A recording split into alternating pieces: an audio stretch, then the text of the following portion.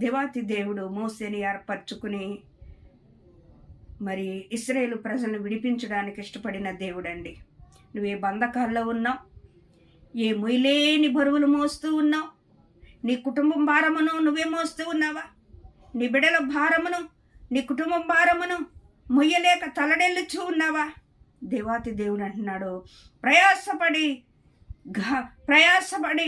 ఆదరణ లేక ఉన్నదానా, నీలంజలములతో నీ పునాదులు కట్టేదను అంటున్నాడు.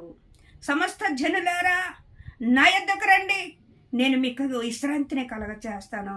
నేను సాత్వికుడను, దేన మనసు కలిగిన వాడను. నా కాడి తేలికైంది, నా కాడిని మీరు తీసుకోండి, మీ కాడిని నాకివ్వండి, బరువైన కాడి అంటున్నాడండి. ఏ రీతిగా ప్రయాసపడుతూ ఉన్నావు, ఏ విధంగా కష్టాలు పడుతూ ఉన్నావు? నువ్వు నమ్మదగిన దేవుడిని కలిగి ఉన్నానని నువ్వు అవిశ్వాసము కలిగి ఉంటూ